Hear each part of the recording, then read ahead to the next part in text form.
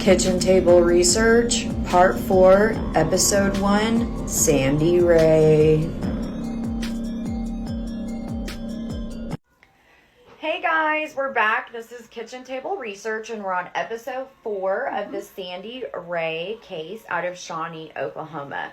So this is kind of where we're at. So Sandy Rea was picked up by two men at the bowling alley on a evening in September, and eyewitnesses are able to place Sandy at the bowling alley, and her cousin worked there. So we have their statements, and we've now kind of talked about Sandy's family, who Sandy was, and Sandy's last sighting. So we talked about at the bowling alley that this woman saw Sandy in the back of a green Impala with two men. Now, Danny McLeod and Glenn Ferg were good friends. However, when this woman believed that this was the two men that were in the green Impala, although she couldn't say for certain. So, as I stated when we left off on the previous episode, police did not take her statement seriously.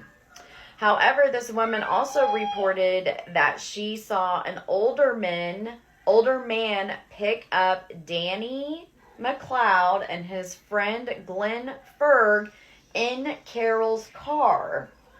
So remember that Danny's father, Jim McLeod, borrowed Carol, Sandy's mother's car that night. So at some point he hands it over to Danny and Glenn to drive for the rest of the night. I believe so, but why would you take the victim's mother's car to kidnap and vanish the victim? Do you think that they thought that, oh, well, if they find Sandy's DNA inside of her own mother's car, that there's cause for... I don't know what the reasoning might be. You know, she's either in the trunk or she's not in the trunk. So there's either DNA or there's not DNA. I see no reason to trade around a car if there's nobody's DNA in the trunk. So let's assume that Sandy's DNA is in the trunk and that Mr. Masterson has killed her, kidnapped her and killed her because she's dating his son and he doesn't like that. That's a possibility. Yeah. That she's in the trunk and nobody knows it, and he's driving. These two kids are borrowing Carol's car and they have no idea. So when Carol's car is returned, Sandy's obviously not in the trunk, but dirt and other debris is. So you've got that conundrum, and then the other one is Hold on, baby. If the boys, if Mr. Older Masterson gives the boys... You mean Mr. McLeod? Masterson.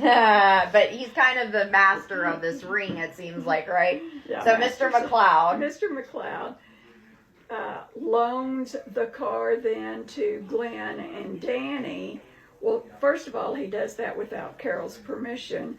No, Carol did give him permission. Okay.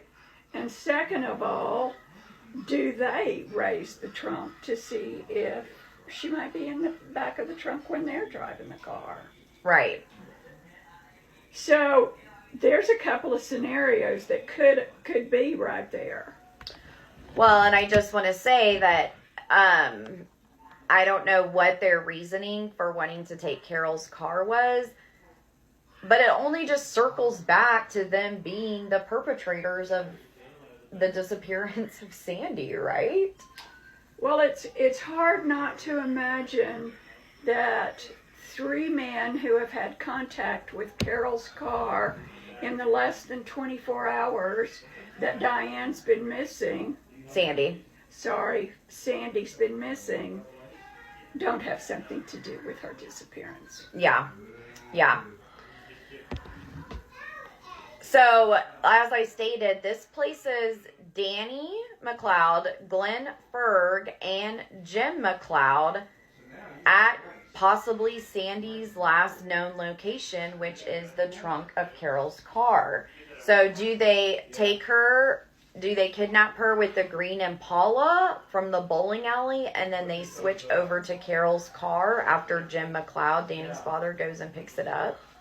And then how does this relate back to the Smex parties or the suit parties? I don't know.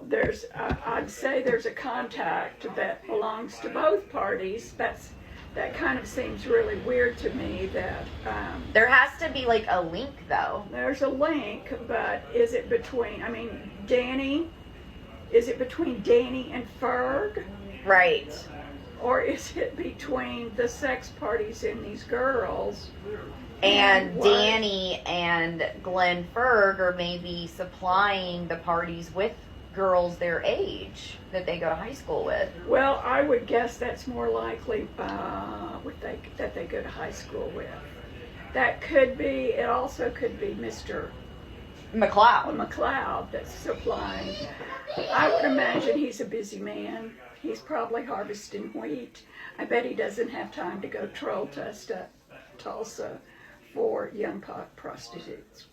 Yeah, or Smex workers. Okay. So after this woman, the eyewitness that saw Sandy get in the car at the bowling alley, and she also witnessed Danny and Glenn Ferg driving Carol's car. This is the statement that was given to police that the police did not believe. Okay. So after she makes this report, Jim McLeod and Ferg, I don't know if it's Glenn Ferg, the son, or maybe the father, they go and actually threaten this eyewitness and state, quote unquote, Sandy was a witch, which they use the B word, and she deserved to be unalived. And if you say anything, we'll do the same to you. Or something along those lines. This woman was actually so terrified by the threat and by what she had seen that she moved to another geographical location and remains anonymous to this day. Well, this now adds a flavor to this story that's just icky. So I don't like the way this story is going. And again, it still reminds me of our story out of Houston, but we'll get to that later. So let's talk about this Glenn Ferg character, okay? So the Ferg family was another, as I stated, there were two families in this area, one of them being the McLeod family, the second being the Ferg family. They were very prominent in this area, and they were actually related somehow through marriage, the McLeods and the Ferg. So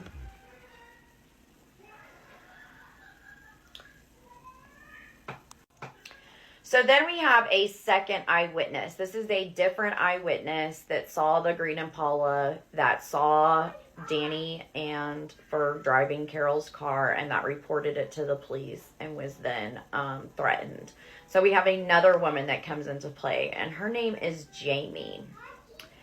And she is actually related through marriage to both of these families. And she stated that when her grandfather was on his deathbed, that he stated to never speak of the Sandy Rea case again. And that was 20 years after her disappearance. Who's the grandpa? Is that McLeod? I don't know if that was on the McLeod or on the Ferg side of the family. But she is somehow related to both families. It seems like both of these prominent families were kind of intermixed via marriage. And we know Shawnee is a very small town in Oklahoma. So this is not, I would say, unusual for rural communities. Right, that's not unusual. So I don't know which side of the family that the deathbed confession came from.